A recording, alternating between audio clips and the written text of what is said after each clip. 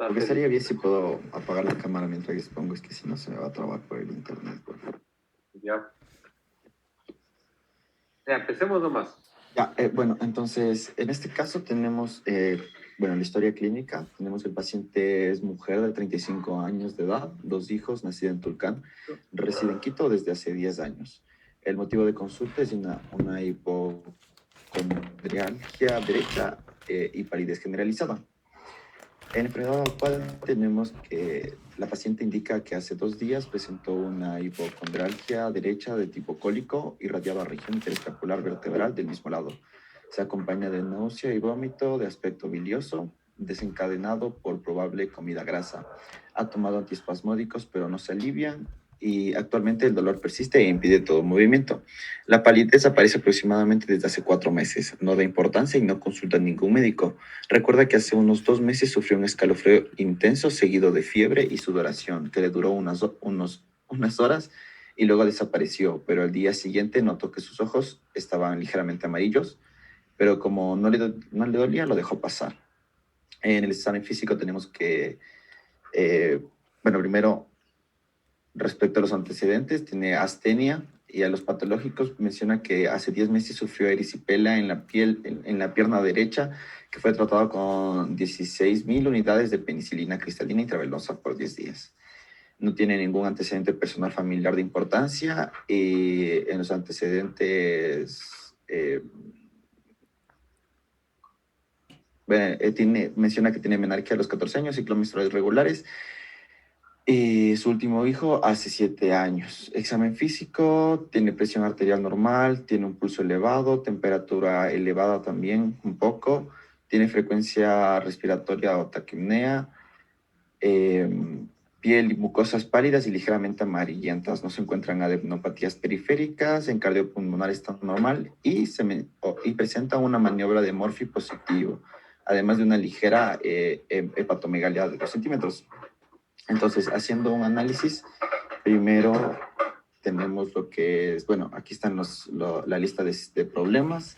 Comenzamos con lo que es el dolor abdominal. Sabemos que este puede ser de 3 tipos, el visceral, parietal y referido. En este caso, vamos a enfocarnos más a lo que es el visceral. Como menciona, es un dolor en el hipocondrio derecho.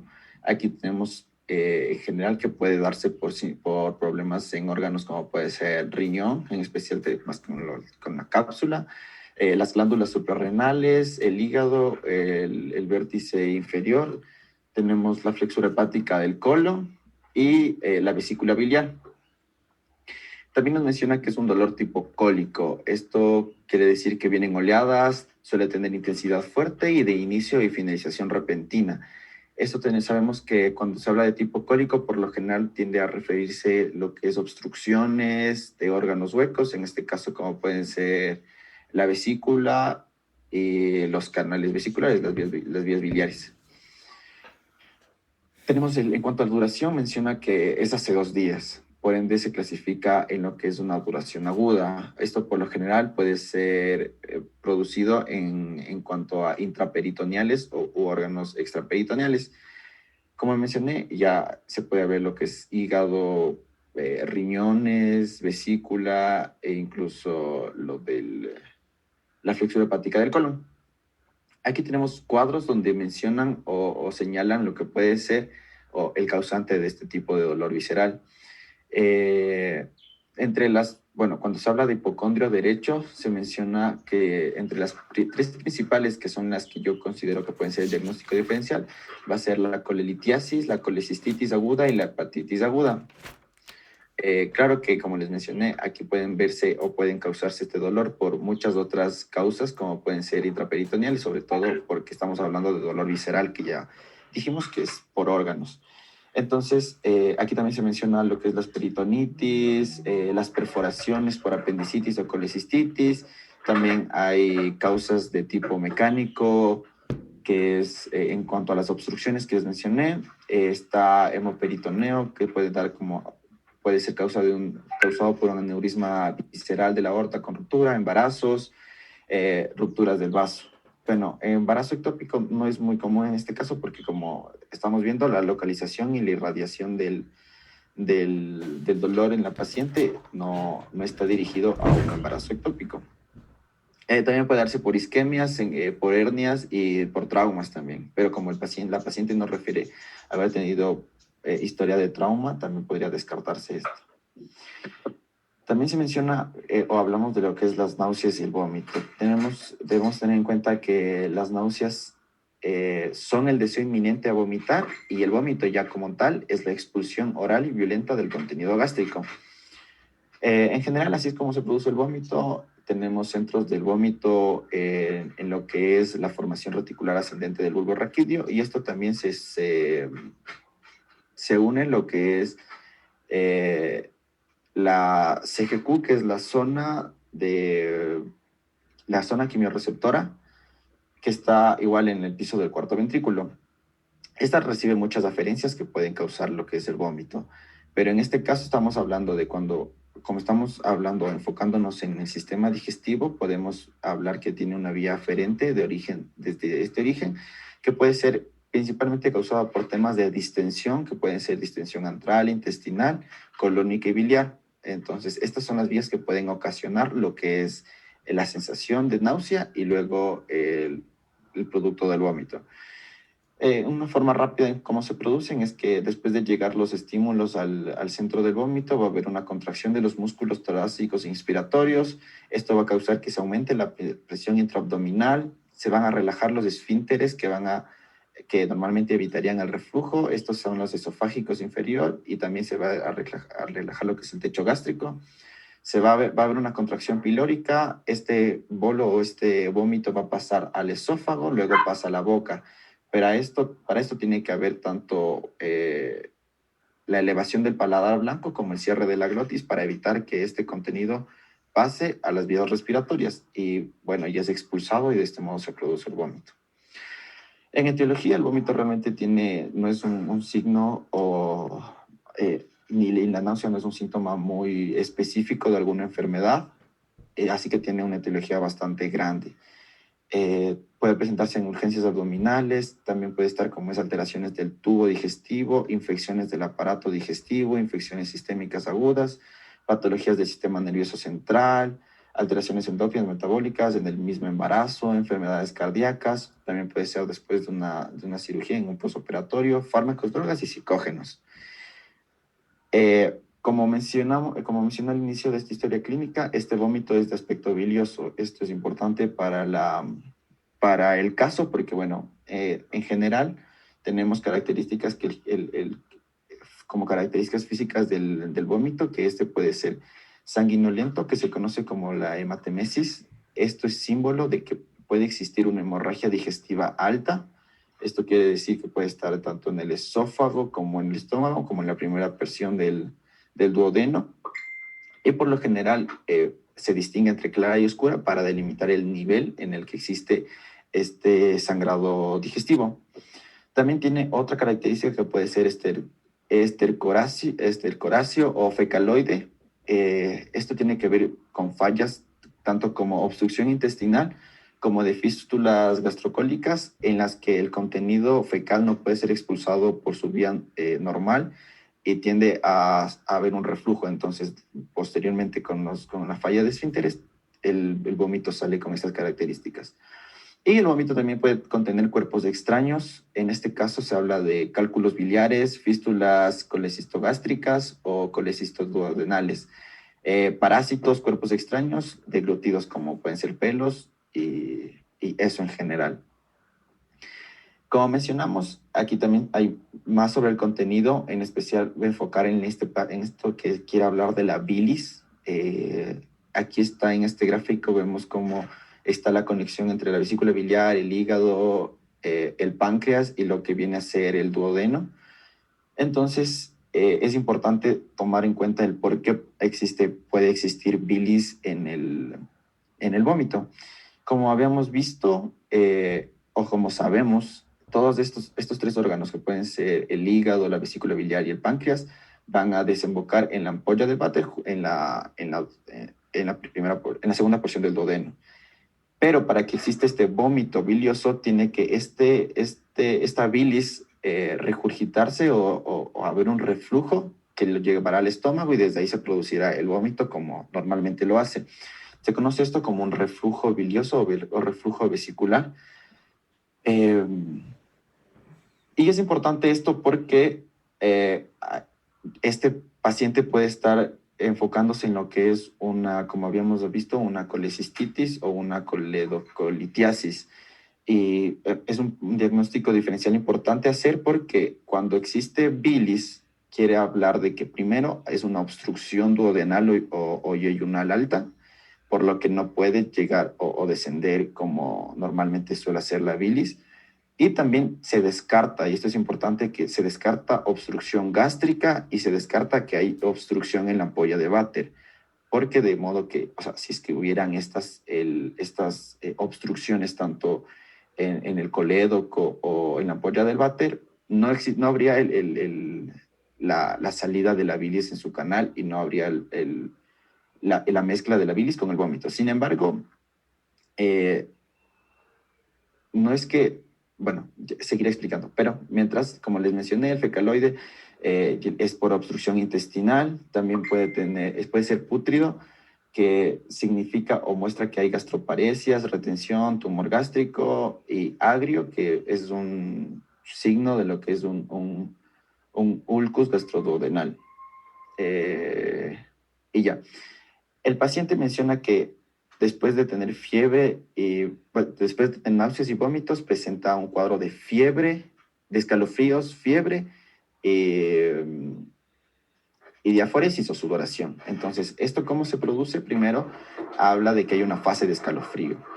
En esta fase de escalofrío, solo de forma rápida menciona que primero va a haber una elevación en lo que es la temperatura, por ende el termostato del cuerpo va a sentir esta elevación y va a causar una falsa necesidad de guardar calor. Esta falsa necesidad de guardar calor se va a ver o se va a enviar a lo que es el centro del calor y va a producir una activación simpática. Esta activación simpática para la necesidad de guardar calor va a producir una vasoconstricción de las arteriolas periféricas, de modo que se va a impedir la dispersión de calor, va a paralizar la sudoración, la piel se vuelve fría, seca y también va a haber la erección de los pelos del cuerpo o de los vellos. Esto va a provocar una intensa sensación de frío, temblor y temblor muscular para la recompensación de calor, lo cual va a aumentar, buscar y retener el calor. De este modo se va a elevar la temperatura. Es así como se pasa a la fase febril. En esta fase febril, eh, la temperatura se mantiene alta durante el tiempo necesario en el que el cuerpo considere que necesita el calor, pero por lo general no llega a ser una fiebre muy acusada. Entonces se habla de lo que es las febrículas. Como recordamos, este paciente tenía una fiebre o una temperatura de 37,8. Entonces está dentro de lo que son las febrículas, pues estas se encuentran desde 37,5 a 38. Este es un cuadro que ya hemos visto sobre cómo se produce el calor, perdón, cómo se produce la fiebre, que por lo general viene con lo que son pirógenos exógenos, la activación del centro de temperatura, al final conduce a todo lo que es la fiebre. Pero lo que es importante es que en este caso, o generalmente puede ser un signo de infección, sin embargo, en este caso no refiere a infección, sino más bien una reacción inflamatoria estéril, porque no está presente lo que es un agente microbiano. Luego de la fiebre viene lo que es la fase de efervescencia o diaforesis.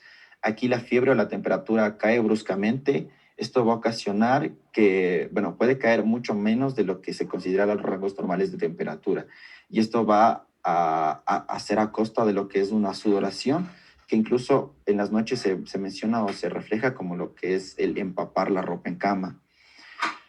Y esta baja de temperatura suele significar una mejoría en la sintomatología del paciente, pero también este bajo brusco o la gran sudoración puede causar una especie de deshidratación leve que va a llegar a producir astenia, la sensación de sed, también emitir bastante o abundante orina.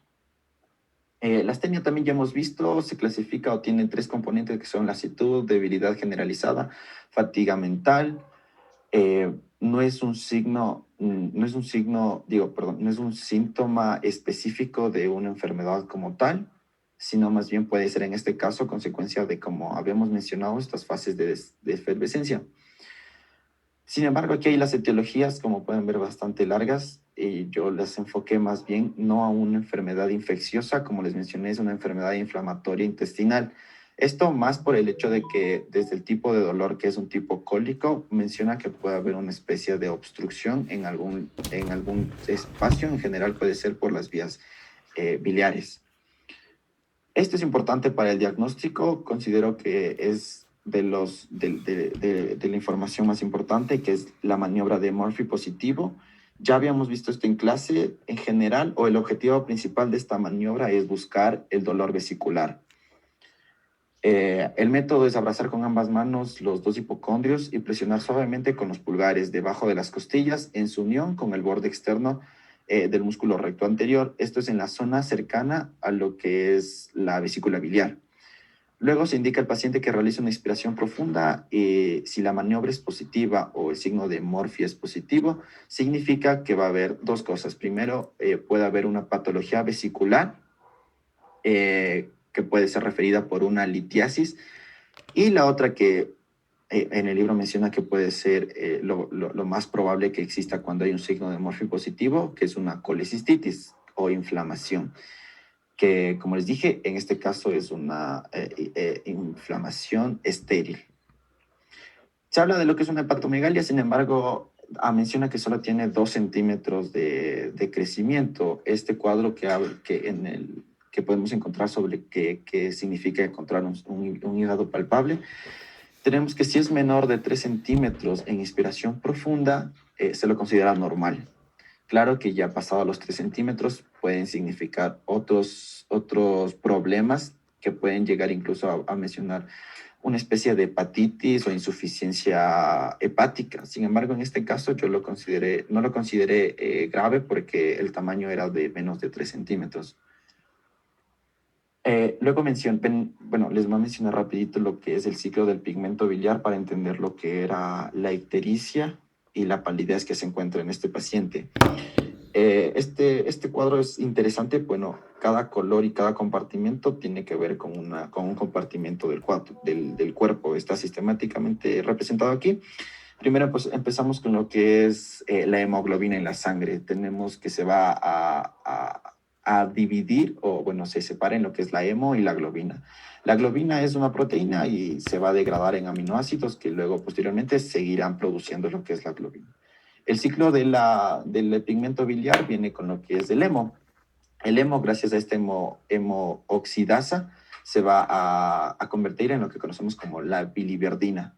Esta biliverdina, luego con otra enzima que es la biliverdina reductasa, se convierte en bilirrubina no conjugada. Y esto es importante, la bilirrubina no conjugada es insoluble, por ende no puede transportarse entre compartimentos del cuerpo. Para poder lograr esto, tiene que conjugarse, y en este caso primero se va a unir a lo que es a la albúmina, y la albúmina va a ser su transportador, primero a la circulación sanguínea y luego dentro del hígado. En el hígado, esta bilirrubina no conjugada se va a conjugar gracias a otra enzima que es la UDP, glucuronil transferasa, y de este modo se vuelve una bilirrubina conjugada. Siendo una bilirrubina conjugada, puede transportarse entre compartimentos y entre órganos. Así que va a pasar primero como un ciclo normal de lo que es las sustancias que van en el hígado, pasa a lo que es el intestino, la vía intestinal, y se va a transformar gracias a la acción bacteriana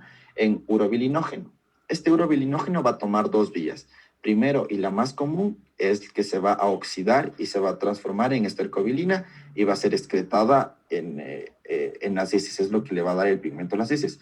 Pero un porcentaje de este urobilinógeno se va al riñón en forma de urobilina, y este va a ser el que le va a dar el pigmento al riñón. Esto es lo que generalmente pasa. Ahora, cuando se produce una ictericia, se menciona que hay un incremento marcado de bilirrubina no conjugada. Como habíamos mencionado, si la bilirrubina no está conjugada, esta no puede transportarse entre los compartimentos del cuerpo y se va a concentrar y se va a mantener y se mantener ahí. Y esto como va a dar la coloración o una sensación de coloración amarillenta. Aquí mencioné ictericia porque el caso menciona que la paciente tiene conjuntivas ligeramente amarillas y que después de tener estos periodos de escalofríos, fiebre y sudoración, despertó con los ojos amarillos.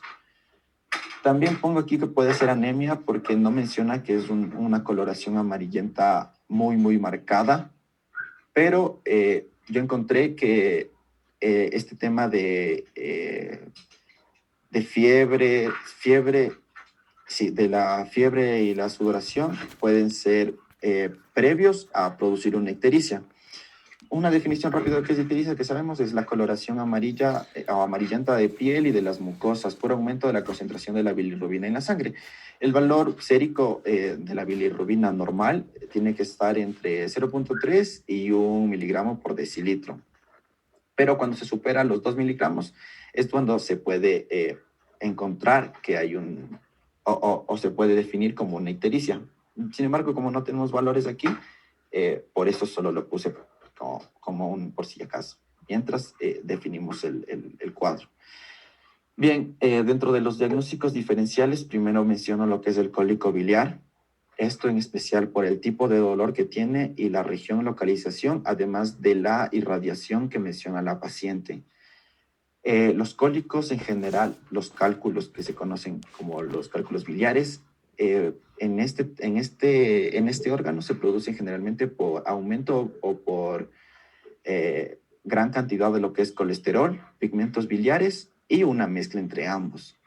Estos cálculos suelen perforar lo que es la pared de la vesícula biliar o obstruir los conductos císticos y luego posteriormente los colédocos o si es aún más invasivo puede incluso ir a los conductos pancreáticos. Este es el gráfico. Estos son dos gráficos en los que se ve cómo son las vías biliares y por lo general menciona que puede obstruirse justo en lo que es el cístico, que es aquí. Pero aquí justo están estas zonas donde se pueden localizar estos cálculos. Y bueno, este caso en el libro menciona que cuando se habla de un cólico biliar, tiene mucha semejanza con este cuadro, con este paciente, porque primero es un dolor visceral, tiene dolor en el hipocondrio derecho y se va a irradiar a la región interescapular, escápula derecha o el hombro. También menciona dentro del cuadro clínico que el episodio puede también tener lo que son náuseas y vómitos y menciona que hay un incremento de la bilirrubina sérica, lo que se va a presentar como una ictericia. Esto a mí me pareció un tema primero interesante y un poco confuso, primero por el hecho de que menciona que si es que está obstruido hasta estas zonas donde hasta el conducto cístico, significa que la bilis también puede aún puede bajar por el colédoco y para mí esto fue como algo importante a tomar en cuenta porque como mencionamos, el vómito, se habla de que el vómito está de aspecto bilioso. Entonces, como les mencioné, si es que el vómito está en aspecto bilioso, descarta cualquier tipo de obstrucción en esta zona de la ampolla de Vater. Entonces, primero me pareció que había una contradicción porque si había un cólico, un vómito bilioso y al mismo tiempo había una obstrucción en el conducto, en el colédoco, no podría haber ni vómito bilioso ni obstrucción. Bueno, no sé si me explico, pero el punto es que medio se contradicen entre eso y eso fue lo que a mí me pareció importante en este caso. Primero porque cuando habla de que el cólico biliar se puede poner en la vesícula como tal, produce aquí la inflamación, produce aquí la reacción, todo el tema de lo que es la colecistitis y no va a afectar para nada el flujo de la bilis. Y lo mismo pasa si es que se va a colocar o se obstruye, en este caso en el conducto cístico, porque la bilis sigue fluyendo desde el hígado, que es donde se produce, hasta la ampolla de Vater y el duodeno. Entonces, este es el primer diagnóstico diferencial que tengo yo. viene lo que es ya la colecistitis aguda, que puede ser tanto litiásica, o sea, con cálculos, como no con cálculos. Como mencioné, cuando es con cálculos es porque se va a obstruir en alguna parte de la vía biliar. Aquí el cuadro se habla de una inflamación aguda de la pared vesicular tras la obstrucción del conducto cístico por un cálculo. La respuesta inflamatoria se desencadena por 3 factores, que es la inflamación mecánica producida por un aumento de la presión intraluminal y la distensión. Como mencionamos, esta distensión en estos órganos huecos son los que se sienten como dolor, sobre todo por la extensión y distensión de las cápsulas, también por inflamación química y la inflamación bacteriana. Este es el cuadro clínico que se menciona en el libro. También hay donde se expresa que hay dolor en el hipocondrio derecho, se irradia en la misma zona que el cólico biliar, interescapular, escápula derecha, hombro. Habla de que la ictericia es muy poco común, pero existe ictericia, y esto es importante porque la paciente no tenía una ictericia marcada, pero sí tenía signos de una ictericia. Y habla de que el signo de Murphy es uno de las maniobras importantes para destacar en esta enfermedad. Así que por este lado, el signo de Murphy nos dirige mucho a lo que es la colecistitis aguda.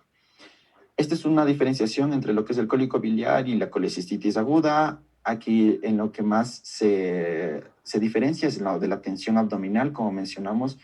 El signo de Murphy positivo tiene que ver con colecistitis aguda. También habla de fiebre.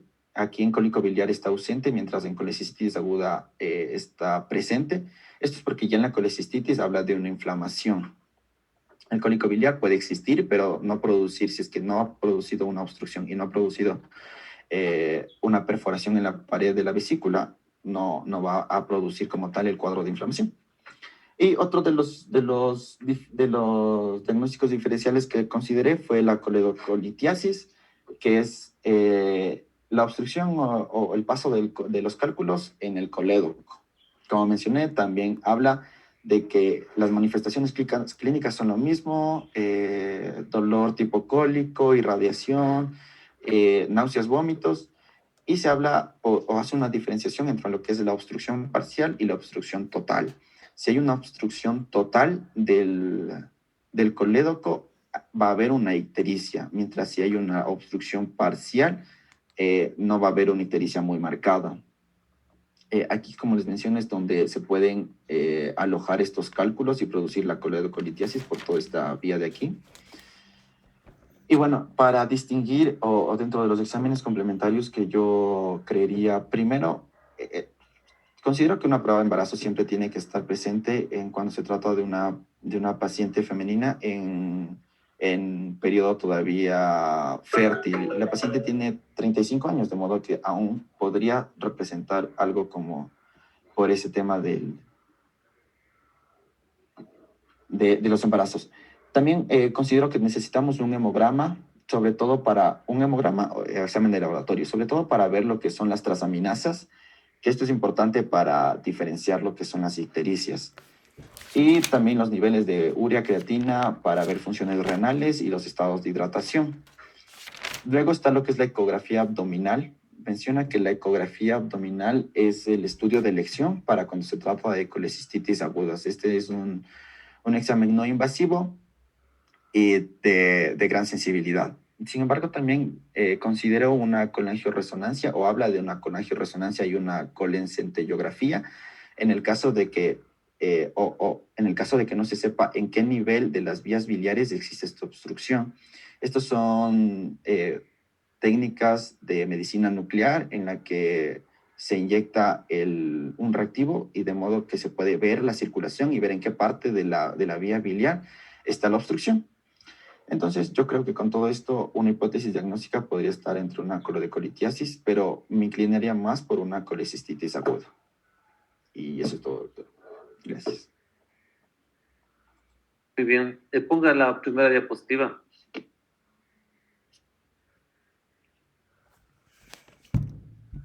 Ya. Entonces, ahí así rápidamente, bien hecho el análisis, pero toca centrar ya el diagnóstico más específico. Aquí ¿qué es lo que se ve en esta paciente? Una mujer joven, ¿no es cierto? Una mujer joven que quizás la residencia no tenga mucho que ver, pero póngale la historia. Ya, y quizás la residencia no tenga que ver, mucho ver, pero ahí, por ejemplo, hay dos cosas importantes, una hipocondrialgia derecha y una palidez generalizada. Entonces, son dos síntomas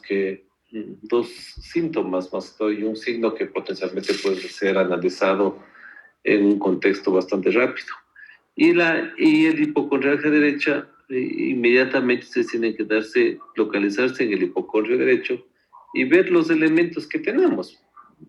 No hay otra más, o sea, no hay otra causa como es causa de qué elementos podemos tener y el único elemento que nos dé un dolor hipocólico en el hipocondrio derecho es la vesícula, el cístico y los conductos hepáticos comunes, hepáticos derecho, izquierdo y el colero.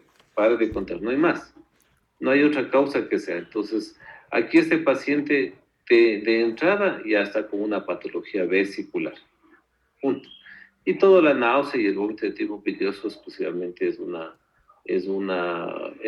es como un síntoma acompañante de reflejo por proceso inflamatorio que se tiene. Entonces, ya estamos ahí hablando y mucho más se concluye de que ya con el vómito y el efecto vidrioso estamos con el problema en la vía vesicular biliar.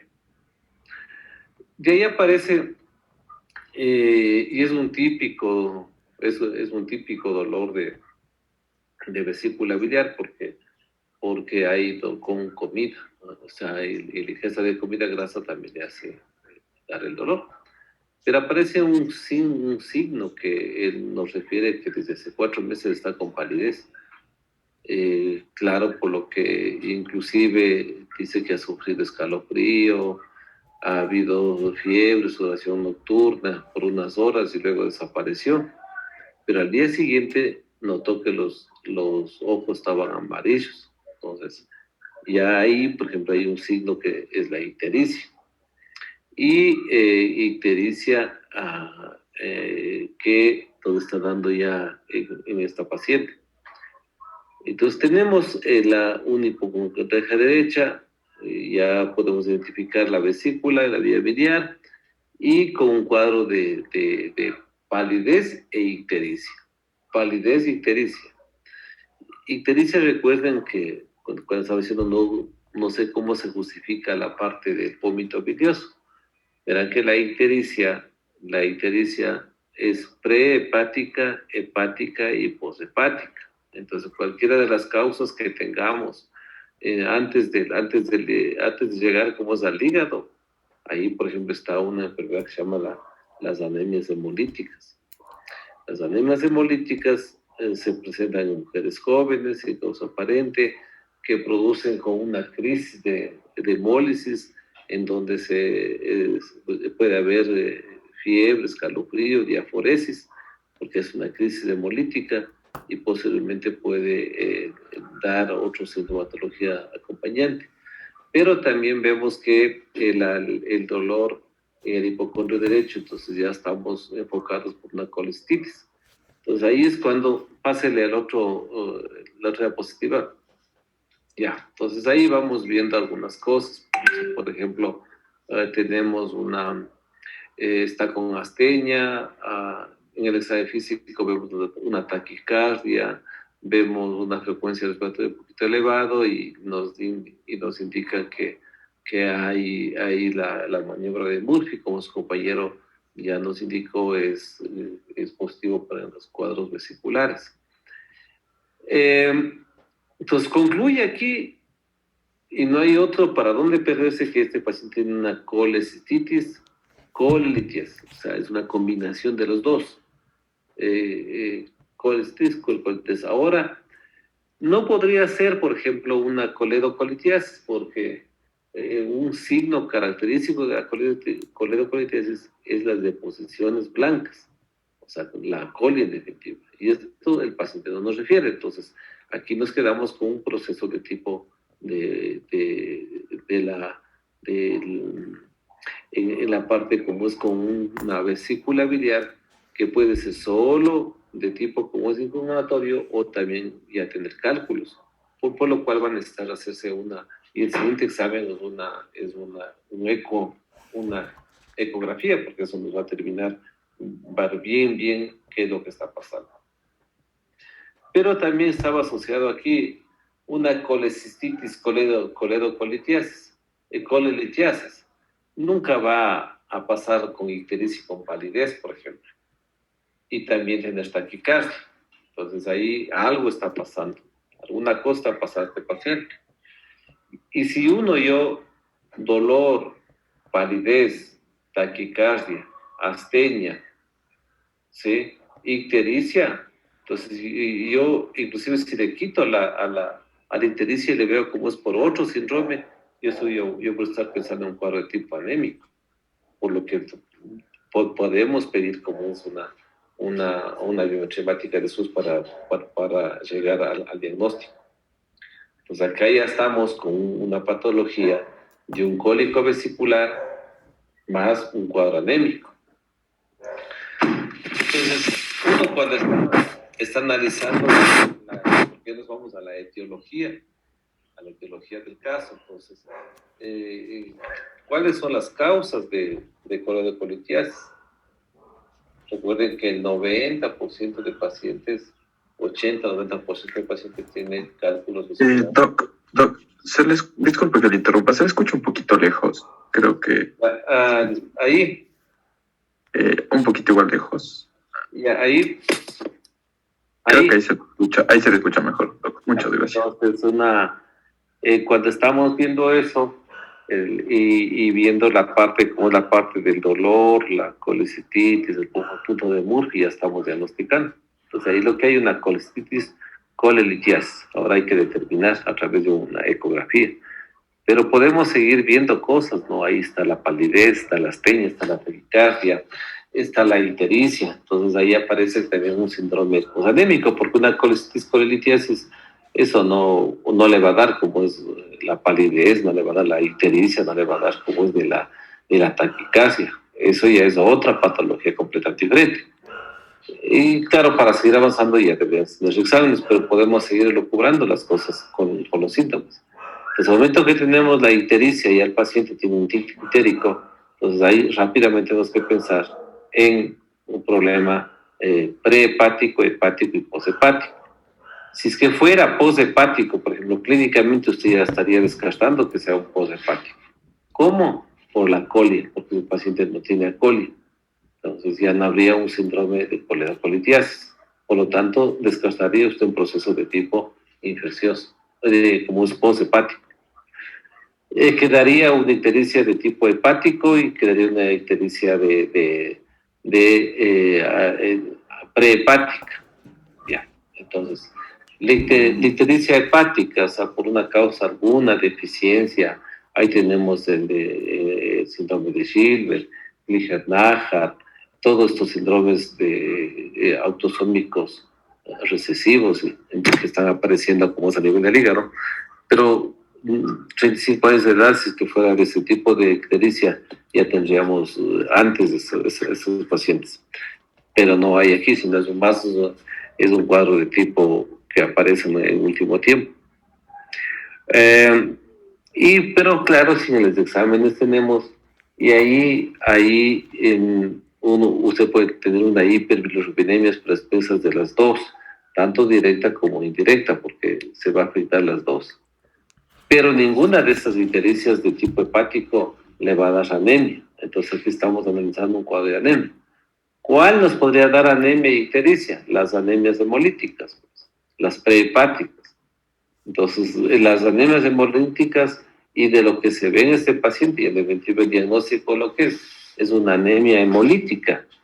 ¿Qué produce la hemólisis? La hemólisis produce una liberación de hemoglobina, todo, y al final también pigmentos. Entonces, el aumento de los pigmentos biliares también produce cálculos, y esa es otra de las causas de los cálculos de la vesícula biliar. Entonces, acá lo que tenemos es una una colecistitis colelitiasis por cálculos casi seguros de ácidos biliares. Entonces, ¿y por qué el ácido biliar? Porque esta paciente tiene una anemia crónica y esa es una anemia de tipo hemolítica. Entonces, cuando usted está pidiendo el examen, ¿qué debería pedir? Una bilirrubina directa e indirecta, total, directa e indirecta. Entonces, usted va a encontrar acá la parte de un incremento de la bilirrubina indirecta. Entonces, cuando ya tenemos eso, estamos ante una hemólisis prehepática. En definitiva, para el diagnóstico de este paciente es una colecistitis colelitiasis. Colecistitis colelitiasis por cálculos de ácidos biliares, secundario a una hemólisis, a una anemia hemolítica. ¿Ya? Y ahora, ese sería el diagnóstico así grandote. Ahora, la pregunta es, ¿por qué la anemia hemolítica? Entonces, ahí viene otro componente del estudio de la hematología, porque la anemia hemolítica debe explicarse de alguna causa. Entonces, ahí generalmente son inmunitarias por reacción antígeno de cuerpo. No se encuentran las causas de anemia hemolítica, salvo que sea un paludismo o alguna cosa, ¿no? Pero un paludismo no nos haría, sería muy, como es muy crónico, y no hay la fiebre terciaria, ni cuaternaria, ni nada, sino hay únicamente unas crisis de hemólisis. ¿Y por qué el escalofrío? Porque si usted ve las crisis de hemólisis, viene acompañando de escalofrío, febrícula y diaforesis. Y eso puede ser única o puede ser varias veces lo que están pidiendo las autoridades. Entonces acá en lo posterior ya lo que hay que pedir para el diagnóstico es una biometría hemática, porque eso me va a permitir ver a mí, además de un proceso infeccioso, me va a permitir ver cómo está la... Estoy pensando en una anemia para encontrar la anemia. Vamos a ver. Y los índices de matemáticos de las anemias anemias hemolíticas es en una primera fase son anemias normostíticas, normocrónicas, pero cuando ya se hace una hemólisis tipo crónica, tiende a hacerse una anemia de tipo megaloblástica. Por eso a los pacientes que hacen como anemias de este tipo, se utiliza ácido fólico, porque parece que hay una depresión de ácido fólico en esos pacientes. Y claro, el otro examen va a ser bilirrubinas totales y parciales, y lo que va a ser aquí es expensas de la directa. El otro estudio que hay que hacer es un eco de hígado y vías biliares, y ahí lo que va a encontrar es la colecistitis colelitiasis. Y también podría encontrar una coledocolitiasis y después se complementaría con una colegioresonancia y una RCP. Entonces, este paciente lo que al final tuvo, y además por edad también, 35 años de edad es más frecuente las anemias hemolíticas de causa desconocida. Muy bien. A ver, vamos al siguiente caso.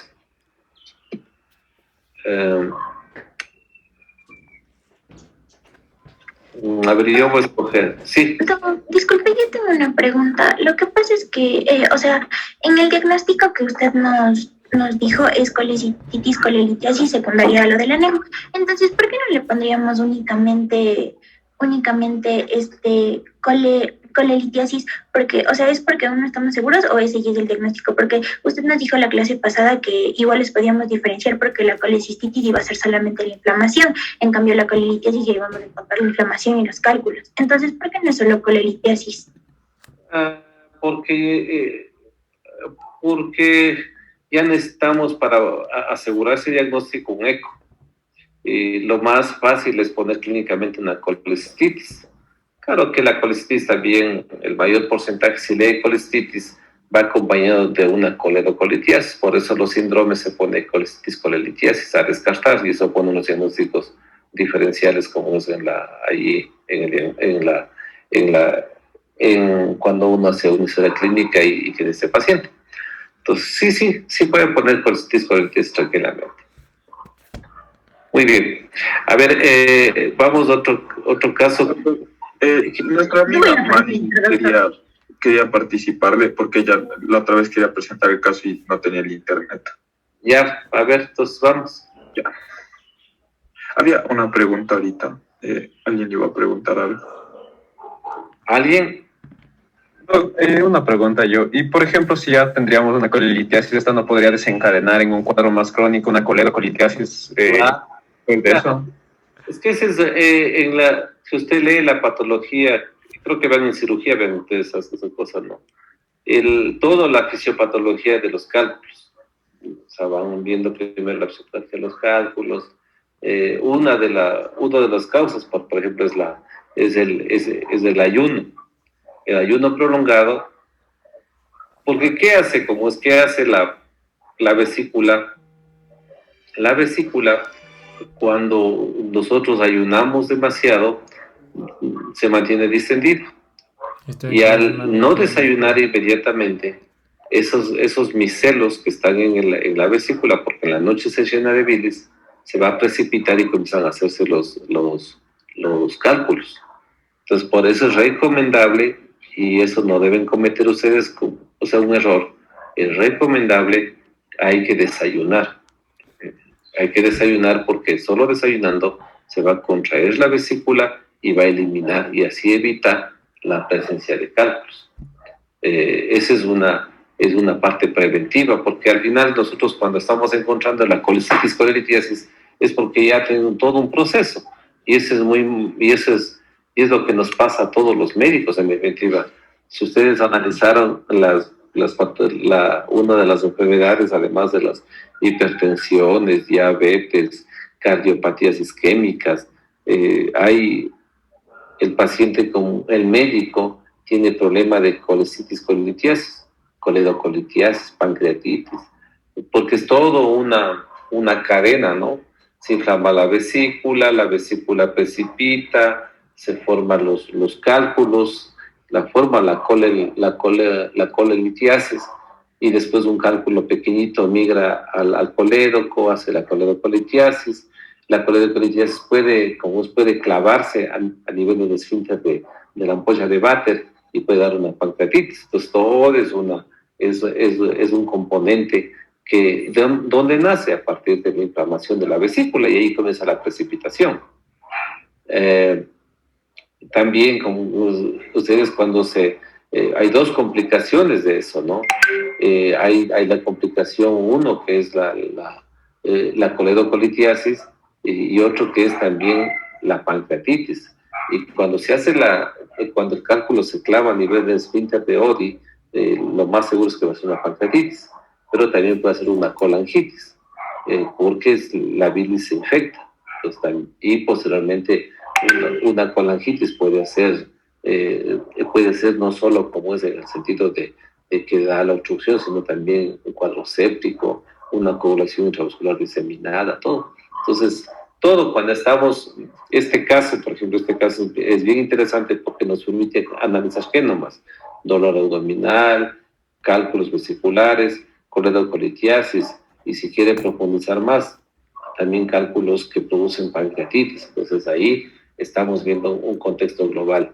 Y la causa etiológica de los cálculos también es importante, porque usted cree que la mayor porcentaje son de ácidos grasos, pero también hay un porcentaje de ácidos biliares, y el ácido biliar se ve también por las hemolis.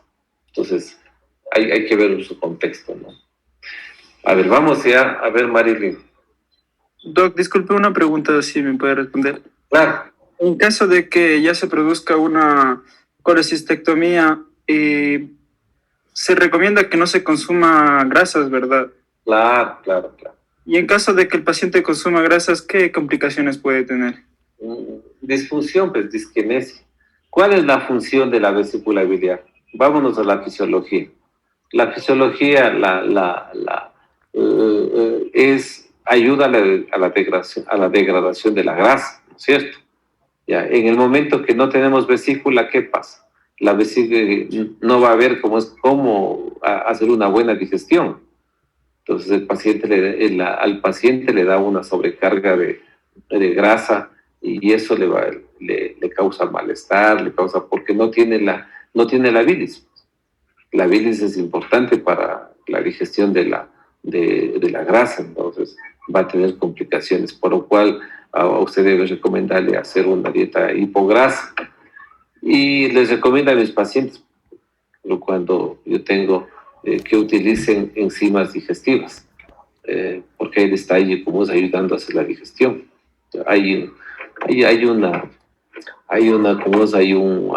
un medicamento una enzima digestiva que tiene ácido biliar de buey, que eso es bastante bueno. No me acuerdo cómo es el genérico, pero tiene bilis de buey. Entonces eso le va a ayudar a hacer le va a suplementar desde la parte externa o exógena a la bilis, y con eso va a mejorar la digestión. Pero la recomendación es una dieta hipograsa. Muy bien, ¿alguna pregunta más? Si no, para pasar al siguiente caso. Doc, yo tenía una pregunta. Una vez que se hace la colecistectomía, ¿es común que el paciente pueda presentar pancreatitis tal vez? Porque el páncreas también, o sea, se encarga de digerir en parte lo que serían los lípidos. Entonces, podría reducirse. No es común hay un síndrome, creo que el tercer caso, el tercero o el cuarto caso, creo que como sabemos del que se llama el síndrome post-colestectomía, que es una patología que bastante rara, pero que se presenta con un paciente que ya fue sacado hasta la vesícula y tiene cuadro clínico igualito de una vesícula biliar. Entonces ahí se llama síndrome post-colestectomía. Entonces también la vía biliar se precipita y comienzan a hacerse cálculos, y pueden formar cálculos en la vía biliar. Entonces uno no puede entender cómo, si ya no tiene vesículas donde forma cálculos, se hace una neovejiga en la vía biliar. Por eso cuando estamos hablando de esta patología, lo que hay que pedir es un eco de hígado y vías biliares. Lo normal de la vía biliar es de 7 milímetros, pero también cuando ya son colesteromizadas, la vía biliar lo normal es hasta 10 milímetros. Y pasado de eso, ya tiene que investigarse cálculos a la vía biliar. Muy bien. A ver, ¿alguna otra pregunta más, o si no pasamos ya al caso de Marilyn? Ya, Marilyn, vamos. Disculpe, doctor, ¿le podría dejar desactivar el video? ¿Qué rato se me... Bueno. Problemas de conexión. Ya siga nomás. Bueno, vamos a seguir con el caso 3.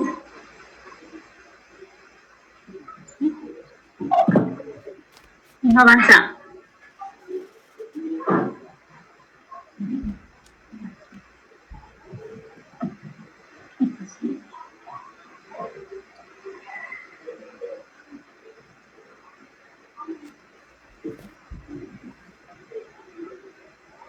Voy a volver a compartir, se quedó congelada. Sálgase y vuelva a compartir.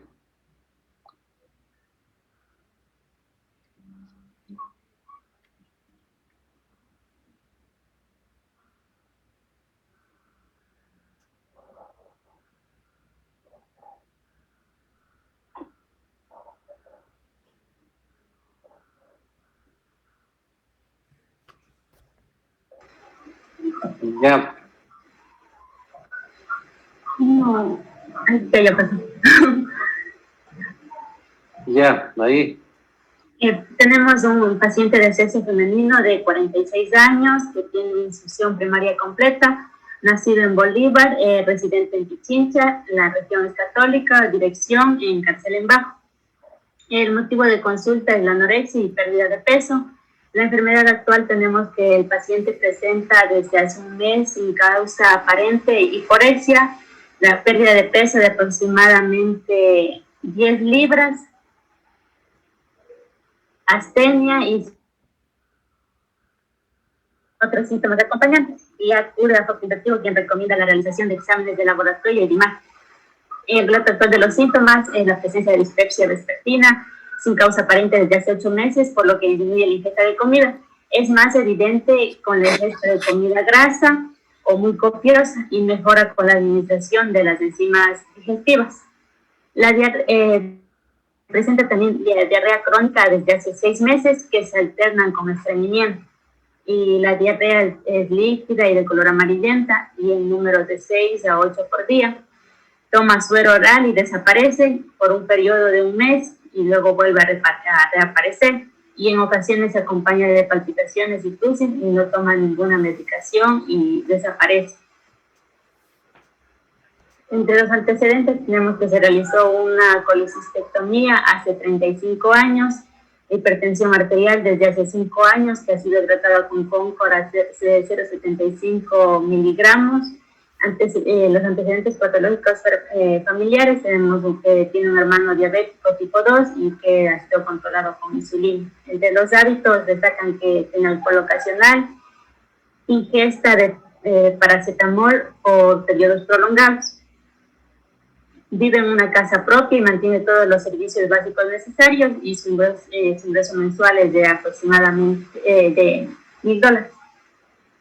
En el examen físico tenemos que la tensión arterial es de 110/80, el pulso en 3 por minuto, frecuencia respiratoria 16, el paciente está consciente, está lúcido, orientado, no presenta ictericia, no hay adenopatías periféricas, cardiopulmonar normal, abdomen suave, depresivo y ligeramente doloroso a la palpación, el hipocondrio derecho, extremidades normales y neurológico normal.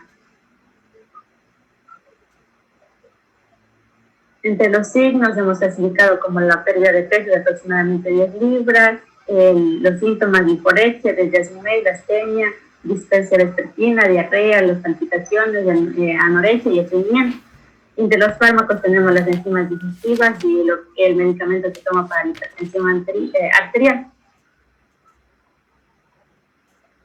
Vamos a empezar por lo que vendría siendo la pérdida de peso de aproximadamente 10 libras. El peso corporal es una variable biológica que resulta prácticamente de la incorporación de alimentos y el gasto energético. La pérdida de peso prácticamente es el descenso del 10% o más del peso corporal estable en un año, sin que exista la voluntad o la intervención del individuo mediante modificaciones en la ingesta o en la actividad física, que es como mencionó la paciente, de forma voluntaria, y da como resultado la disminución de la producción de energía. En lo que respecta a la etiopatogenia, podemos tener una disminución del aporte calórico, dificultades económicas y de movilidad, que podría ser por también las pérdidas de piezas dentarias, el dolor abdominal crónico o una pancreatitis. Aumento de las pérdidas calóricas también, o a lo mejor una mala absorción o la pérdida urinaria de algunas sustancias, el aumento del gasto calórico, el hipercatabolismo, la neoplasia, las infecciones y también el estrés, eso todavía dentro de la clasificación del hipercatabolismo, el aumento del ejercicio físico sin que haya un aumento compensador de la ingesta. En este caso tenemos que la paciente presenta una pérdida involuntaria de peso, también con una disminución del apetito. Esta puede ser provocada por trastornos médicos y también psiquiátricos. Entre las causas más probables tenemos el cáncer, principalmente del aparato gastrointestinal, infección por VIH, las endocrinopatías, insuficiencia suprarrenal crónica, la hipercalcemia, el hipertiroidismo, una enfermedad pulmonar y cardíaca, enfermedades crónicas, enfermedades gastrointestinales, depresión y otros trastornos psiquiátricos, el abuso de sustancias y las medicaciones. También tenemos que la paciente refiere astenia, que es prácticamente la sensación de estar cansada o agotado antes de realizar esfuerzos. Tiene una sensación de debilidad, falta de vitalidad, tanto física como intelectual. Entre la clasificación tenemos los tipos de astenia, como debería ser la psicógena y la de tipo orgánica. En la de tipo orgánica podemos encontrar una enfermedad cardiovascular, un déficit nutricional, enfermedad neurológica, enfermedad psicosocial, enfermedad renal, una enfermedad neoplásica o infecciosa. Presenta lo que vendría a ser la lasitud o un desfallecimiento, la falta de vigor, tenemos una debilidad generalizada, y también esto va a llevar a una fatiga mental que va a contribuir a que exista una disminución de la concentración.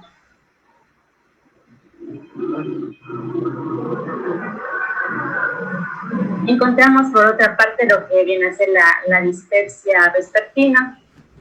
La dispepsia propiamente es el dolor o malestar localizado en el abdomen superior, pues crónico o recurrente y de más de un mes de duración. A menudo es desencadenado por la ingesta y, como en mi caso ya lo mencionamos, está por lo que tiene o guarda relación con la ingesta de comidas copiosas.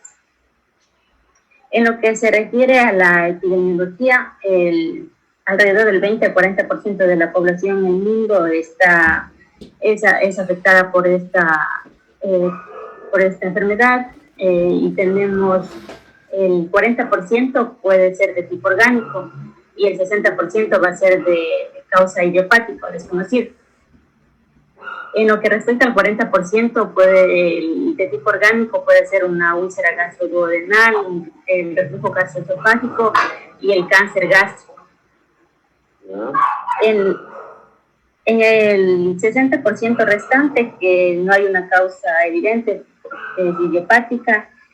Cuando realizan algunos exámenes, o a lo mejor no existen evidencias ni clínicas, ni bioquímicas o prácticas que permitan encontrar una alteración estructural en sí para el origen de esta dispepsia. Podemos encontrar por lo general los pacientes, o sea, cuando acuden a consulta, también esta dispepsia puede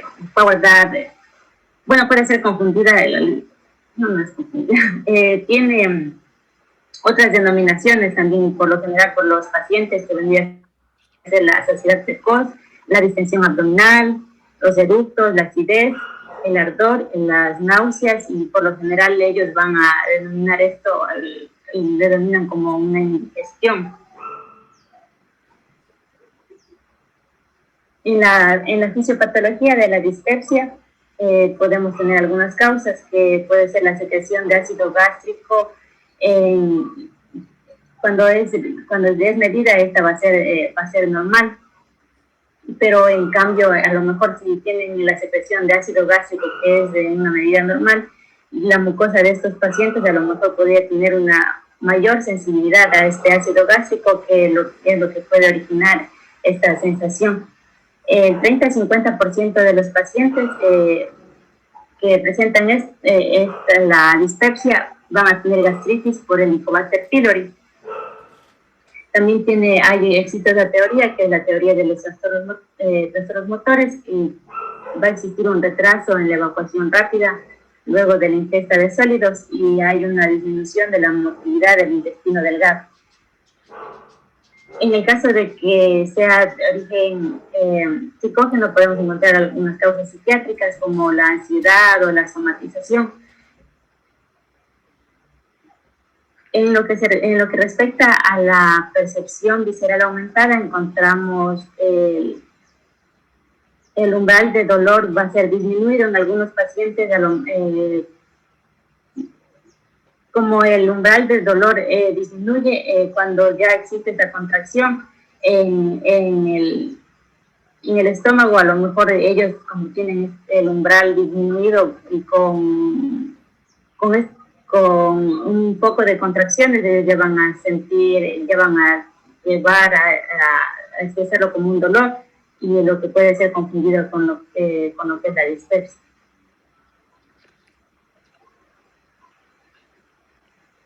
También podemos encontrar lo que vendría a ser la intolerancia alimentaria. El consumo de algunos alimentos puede guardar estrecha relación con el desarrollo de la dispepsia. En algunos pacientes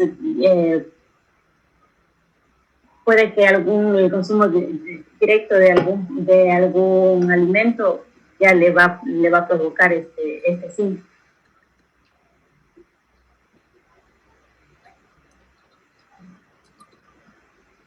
No avanza. Se quedó de nuevo. ¿Ya qué pasó? Se quedó de nuevo ahí.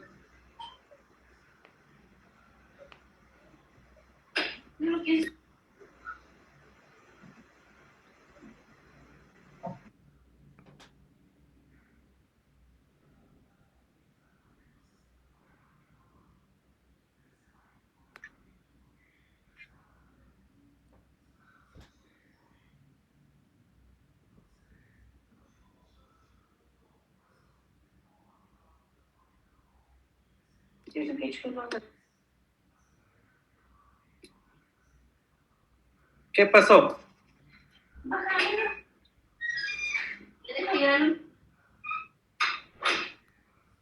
Creo que se le puso un poquito mal el internet, Doc, pero ahorita ya va a volver a compartirle.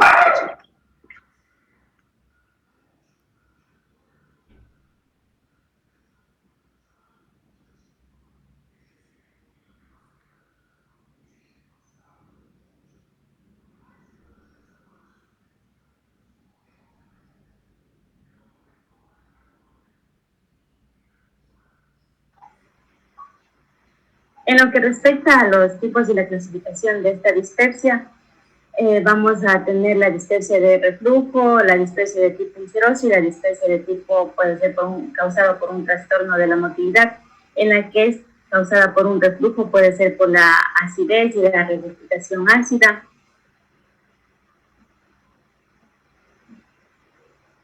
También tenemos en lo que respecta a la dispepsia de tipo ulceroso, puede ser por cuando presentamos esta dispepsia de tipo ulceroso, el paciente nos va a referir un dolor epigástrico que se presenta de forma intermitente, así como también una dispepsia causada por un trastorno de la motilidad. En lo que se refiere al diagnóstico diferencial de la dispepsia, vamos a tener la dispepsia esencial idiopática o no ulcerosa, la úlcera péptica, el cáncer de estómago, una litiasis vesicular, la pancreatitis crónica recidivante, un cáncer de páncreas o a lo mejor una parasitosis intestinal, una lesión causada por antiinflamatorios no esteroideos, la aspirina, el hierro o los antibióticos.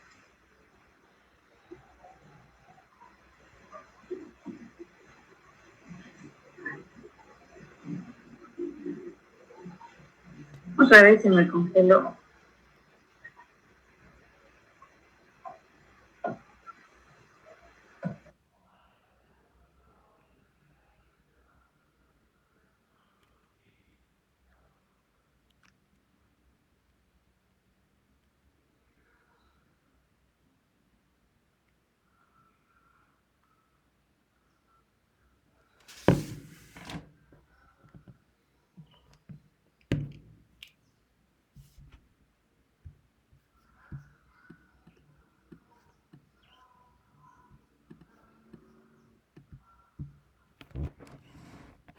Otra persona que presente.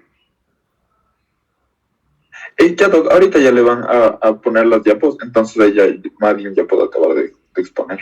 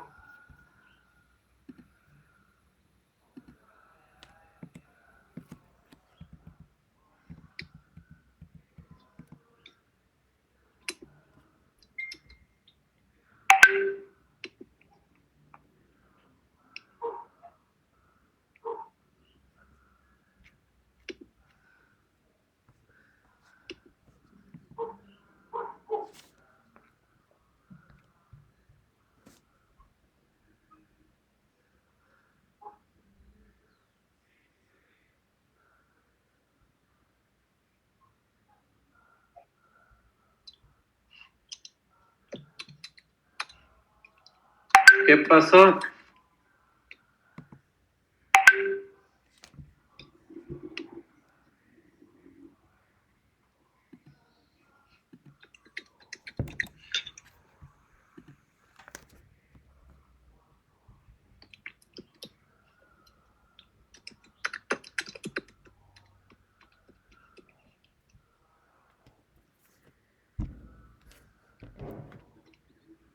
¿Qué pasó? Doc, ahorita le están compartiendo, pero me No pude dicen compartir, doctor, ya le un pasé pequeño acá. problema. Que le esperen, por favor. Un ratito.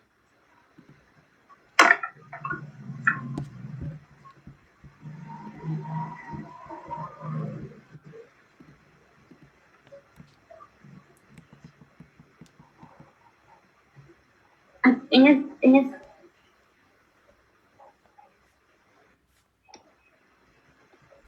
bueno, en lo que respectaba a a la dispepsia de tipo reflujo, en esta tenían los síntomas característicos que iban a ser la acidez y la regurgitación ácida.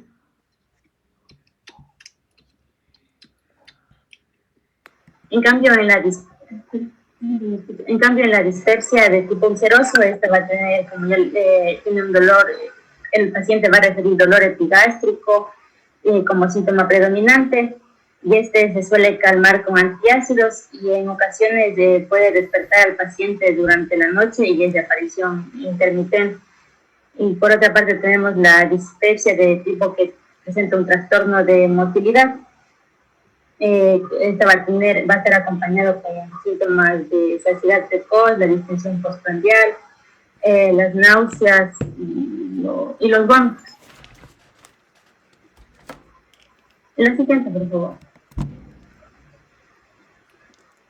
En lo que respecta a la etiología, en algunos pacientes con dispepsia se puede presentar la mucosa duodenal puede estar hiperémica cuando realizamos la endoscopía.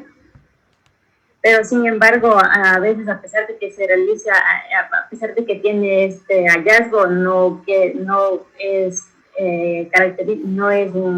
nos va a orientar directamente hacia un diagnóstico de que está alterado.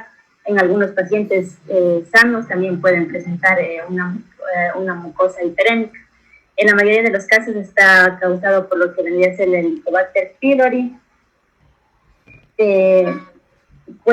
La infección por el Helicobacter pylori va a predisponer más hacia un desarrollo de la dispepsia. Pero, sin embargo, a veces podemos caer en controversia de que si a lo mejor erradicamos al Helicobacter pylori, vaya a desaparecer este síntoma de la dispepsia. Puede que en algunos casos sí llegue a erradicarse o en algunos no.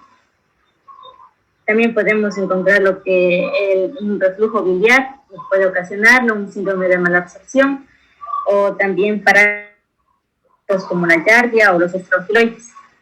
También una pancreatitis crónica, o también nuevamente una disminución de la motilidad gástrica. La siguiente, por favor.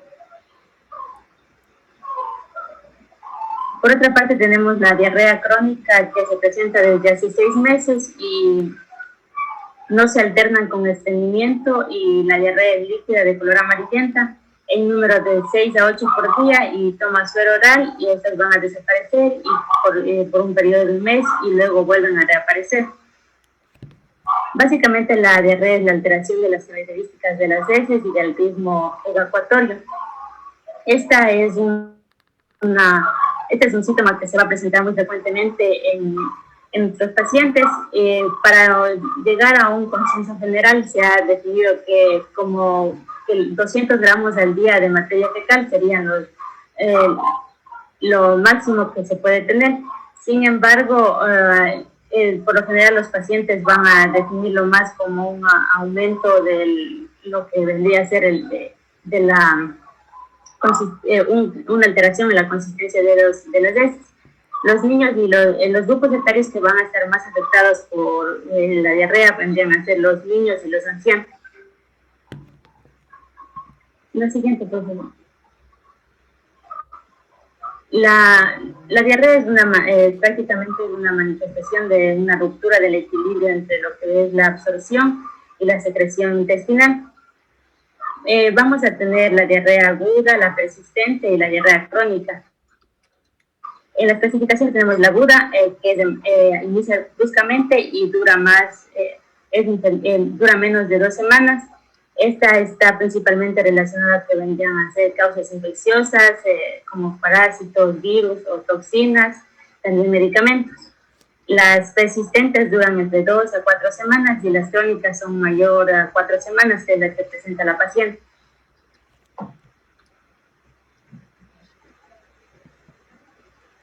Pueden revisarlo, por favor. La diarrea crónica, tenemos una agrupación entre las diarreas inflamatorias, diarreas osmóticas, las diarreas secretorias, pueden ser diarreas malabsortivas o diarreas causadas por la alteración de la motilidad intestinal.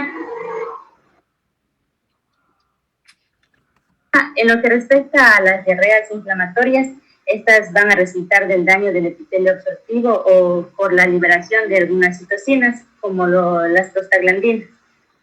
Esta vamos a encontrarla, por ejemplo, en la colitis ulcerosa. Las diarreas osmóticas, en cambio, estas diarreas se van a presentar por distintas razones. Por ejemplo, que ciertos solutos no se van a absorber y van a provocar una retención de agua. En cambio, la tenemos por otra parte las diarreas secretorias, que estas básicamente su fisiopatología consiste en un aumento de la secreción intestinal, que va a ser muy excesiva, se va a secretar de forma muy excesiva lo que vendrían a ser los líquidos y electrolitos. Estas diarreas pueden ser provocadas por algunos agentes, como podría ser agentes endógenos como algunas hormonas, o exógenos como algunas enterotoxinas. También tenemos las diarreas malabsortivas o las que son causadas por una mala absorción. En esta, en cambio, se produce por una alteración en el proceso de transporte y la mayoría de veces va a existir una enfermedad en la mucosa del intestino delgado. O también tenemos finalmente las alteraciones de la motilidad intestinal. Esta no se va a presentar con gran frecuencia. Se guarda una estrecha relación con una cirugía intestinal previa y en esta paciente podría descartarse porque no presentó una cirugía en el intestino. Por otra parte, tenemos la etiología de las diarreas agudas. Las diarreas agudas, que ya les mencioné, que pueden ser infecciosas, pueden ser causadas por virus, bacterias o parásitos, o enterotoxinas. También tenemos en los fármacos, entre los que destacan los antibióticos, laxantes, sorbitol. La siguiente, por favor.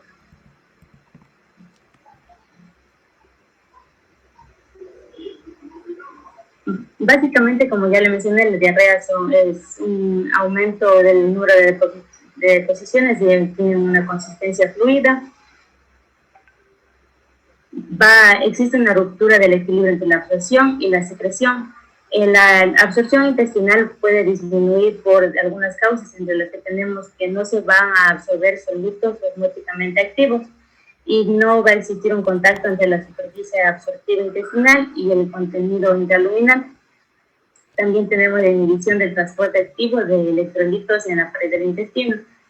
Y en lo que respecta a la ruptura de la secreción intestinal, podría ser por un aumento pasivo o por un aumento activo. Si el aumento es pasivo, puede ser aumento de la presión hidrostática tisular, o activo por agentes que activan el AMP cíclico, superficies aberrantes secretoras o lesión de la mucosa. La siguiente, por favor.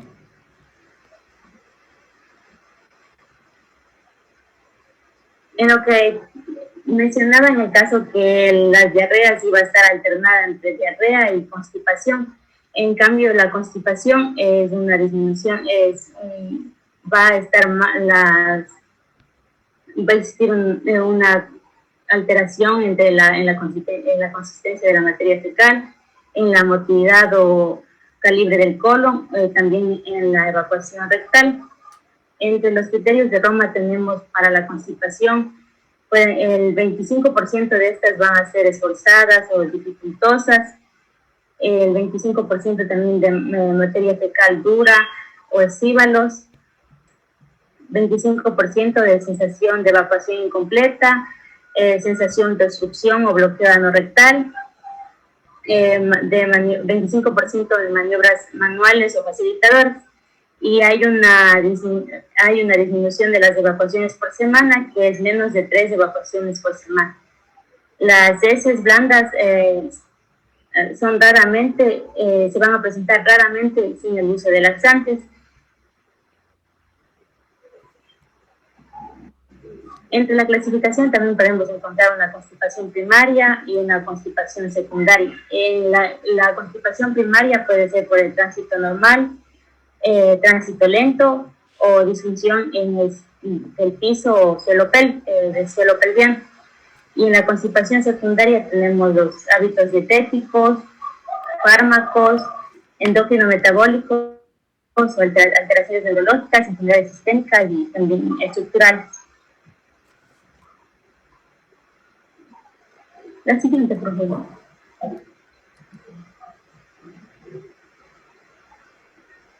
Finalmente tenemos lo que son las palpitaciones, que esta en cambio es la percepción de la actividad del corazón, y por lo general se lo describe como un cambio en la frecuencia, el ritmo o la fuerza de contracción cardíaca. La mayor parte de los pacientes que va a consultar por palpitaciones no tienen una enfermedad estructural cardíaca y solo presentan un aumento de la frecuencia o un trastorno inocente del ritmo. Es poco habitual que estas palpitaciones dependan de algún trastorno grave y peligroso del ritmo cardíaco que pueda llegar a poner en riesgo la vida del paciente. Las características de estas palpitaciones van a ser rápidas y regulares o regulares y rápidas. Cuando son rápidas y irregulares, vamos a presentar lo que en la fibrilación auricular, en la taquicardia o un aleteo auricular, con una respuesta ventricular variable, también en una extrasistolia ventricular o supraventricular frecuente. Cuando son regulares y rápidas podemos encontrarlas en una taquicardia ventricular o supraventricular, y también cuando se perciben en el cuello puede ser por una taquicardia por entrada en el nódulo auriculoventricular. Y si tienen un comienzo abrupto, en cambio estas puede estar relacionado por una taquicardia paroxística, taquicardia sinusal en un paciente ansioso, una taquicardia supraventricular o ventricular, y estas que pueden aparecer durante el ejercicio y que aparentan un comienzo paulatino. También las podemos clasificar acorde a cómo finalizaron. Si es una terminación abrupta, puede ser una arritmia paroxística. Lo siguiente, por favor. Entre las causas de las palpitaciones pueden ser cardíacas, psiquiátricas, también pueden ser causadas por fármacos y también tenemos otros. Entre las cardíacas puede ser por la fibrilación auricular, taquicardia supraventricular y las anteriores que ya les mencioné. Las psiquiátricas pueden ser, en cambio, puede ser causada por trastornos de pánico, ansiedad o un trastorno de somatización o angustia y depresión. Fármacos que también pueden ocasionar las palpitaciones pueden ser los betaadrenérgicos, la teofilina, la cafeína, nicotina o anfetaminas. Otras también pueden ser la tirotoxicosis, anemia, embarazo, o a lo mejor ejercicio, estrés. La siguiente, por favor. Sumando los síntomas que vendrían, signos y síntomas que presentaría en la baja de peso de aproximadamente 10 libras y que fue alrededor de un mes, la astenia, la dispepsia, yo orienté más del diagnóstico por un cáncer gástrico. Y para los exámenes complementarios, para esto podría tener una endoscopia digestiva alta, una biopsia, realización de una biometría hemática para descartar anemia, lo que vendría a ser relacionando con lo que es la leucemia, la química sanguínea y también pruebas de función pancreática o una ecografía abdominal.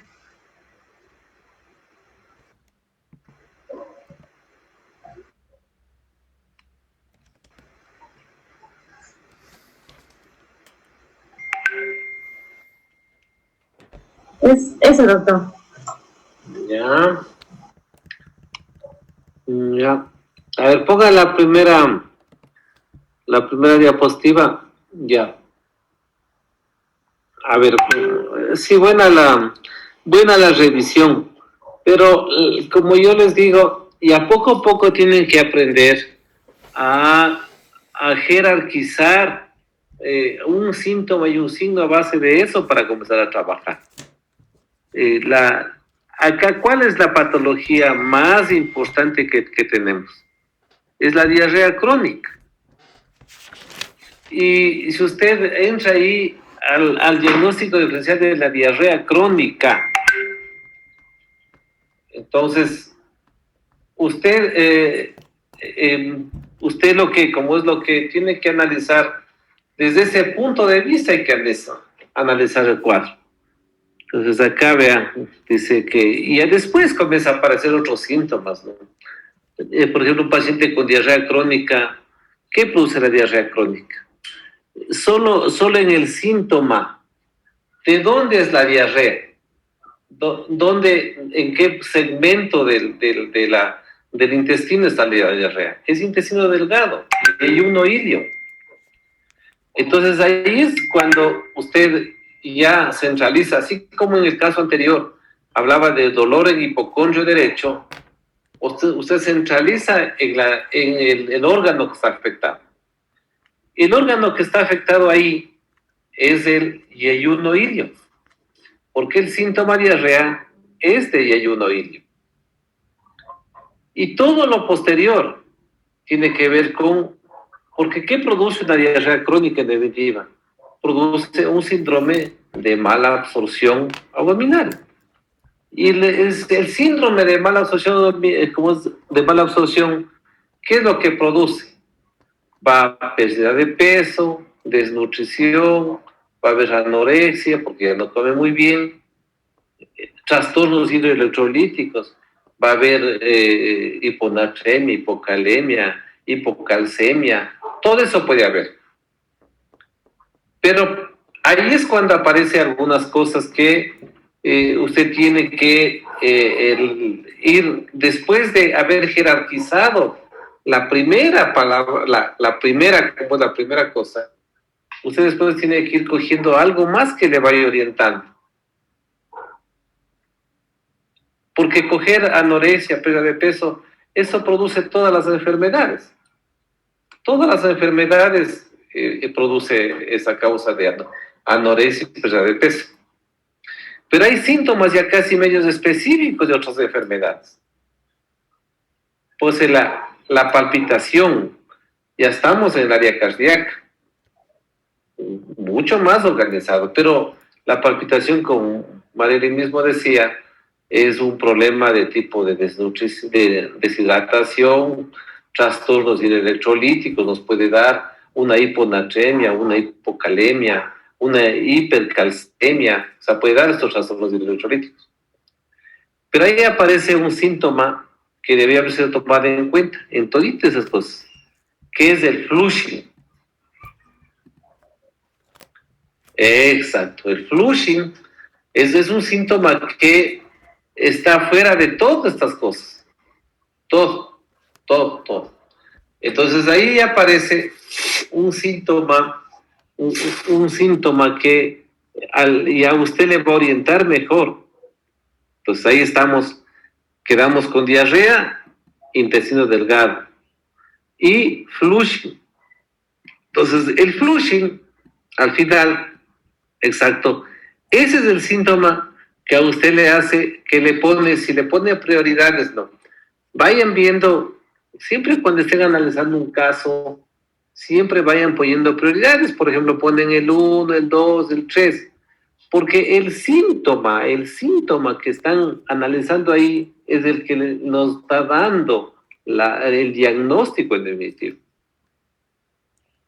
Entonces yo nunca puedo empezar con un síntoma tan general, por ejemplo.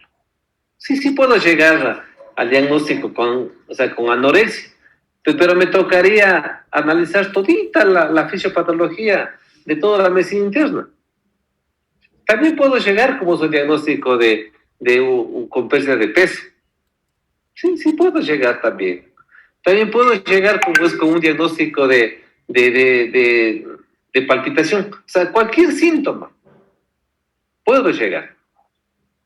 Pero ahí hay otra cosa que también nos concentra, es la dispepsia de tipo vespertina. Entonces, si usted pone 1, diarrea crónica, 2, dispepsia, 3% como dispepsia. Entonces ahí estamos dándonos la vuelta. Pero el síntoma principal es la diarrea. Y lo que quiere decir es el yeyuno idio. Entonces ahí está pasando alguna cosa, algo debe pasar.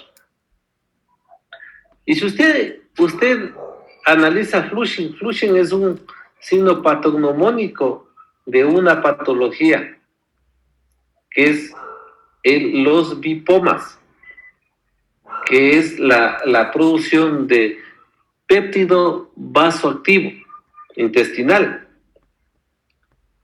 Eso se produce en los bipomas. En los bipomas, o también se puede producir en los síndromes carcinoides. Y esa es otra causa de diarrea crónica. Entonces, si usted analiza diarrea crónica, ahí va a estar procesos infecciosos, procesos de estos bipomas, estos gastrinomas, estos síndromes colinérgicos precoces, va a estar los síndromes como los síndromes el carcinoide. Ahí va a estar una diarrea crónica. Después de un proceso infeccioso parasitario, por ejemplo, puede ser. Entonces ya usted se localiza más, se centra más. Y después va viendo cómo es la edad del paciente. La edad del paciente, sexo femenino, 46 años. Entonces ahí usted está ya configurando y vaya analizando. Coja Flushing, por ejemplo. Googleen ahorita, ponga Flushing. Causas de Flushing. ¡Pum! Ha de aparecer síndrome carcinoide. Si no, veamos. Yo también voy a googlear ahorita. Sí, de hecho, Doc, esto se da porque existe en el carcinoide, en el tumor carcinoide, un exceso de serotonina, y este es el vasoactivo que va a vasodilatar los vasos. Entonces vamos a tener esa rubicundez, sobre todo en faciales. A esa. Flushing. Nunca he googleado. Pero es con H, Doc, es Flushing. Creo que es así. Flushing. Sí, ahí está. Claro. El Flushing directamente le va llevando al síndrome carcinoide. Entonces, ¿qué quiero decir? No está mal, estamos en el aprendizaje. O sea, ese es el objetivo de la clase, del caso, de todo, ¿no? Estamos aprendiendo, y usted está aprendiendo a analizar, y yo estoy para enseñarle. Pero, ¿qué debe quedar para irnos llevando como aprendizaje? Que tenemos que jerarquizar un síntoma, un signo. Porque en todos los casos clínicos hay un síntoma y un signo que nos da el diagnóstico. Aquí el análisis de diarrea crónica Flushing. Y se quedó como es ahí el diagnóstico. Y revisen síndrome carcinoide, por ejemplo. O revisen bipomas. Ahí están estos, más carcinoide. Y es una liberación, como dijo su compañero, de serotonina. Y ahí es lo que nos da la palpitación, ese Flushing. ¿Qué es el Flushing? Calor en la cara. Y no es raro estos pacientes. Estos pacientes sí se ve. Y claro, se termina a través haciendo como se hace dosificación de primero el coproparasitario, ¿no? El coproparasitario es fundamental en este paciente.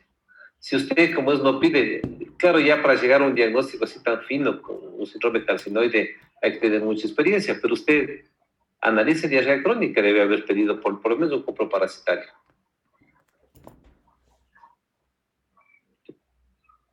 Y también podría haber pedido polimorfos nucleares, porque puede usted pensando en un proceso infeccioso. Pero es un coproparasitario es básico. Si usted no pidió eso, no está pensando bien. ¿Qué debe haber pedido también? Una biometría hemática. Una biometría hemática, ¿por qué? Si tengo 6 meses de hacer diarrea, va a tener trastornos de ácido fólico, de vitamina B12, de hierro, y puede estar configurando ya una anemia. Puede ser normocítica normocrómica, puede ser una megaloblasta ferropénica. Entonces hay que ver esas cosas. También en una diarrea tipo crónica, ver cómo es una parte sodio, potasio, calcio, magnesio. Está perdiendo electrolitos. Y también debe haber pedido de ley como un electrocardiograma. Si yo tengo una taquicardia, debo pedir un electrocardiograma.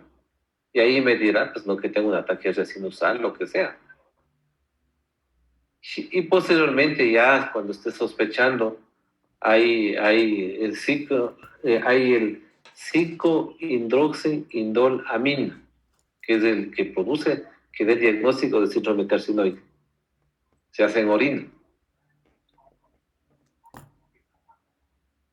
Pero aquí, por favor, revisen lo que es una diarrea de tipo crónica. Y ahí por ahí ha de estar como es este síndrome carcinoide, como diarrea crónica. Muy bien, ¿alguna pregunta?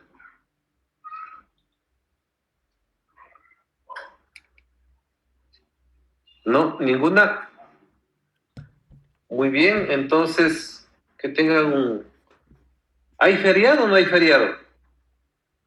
Se supone que sí, Doc, pero con los deberes ya nada, ya solo se comerá fanestita y ya tope.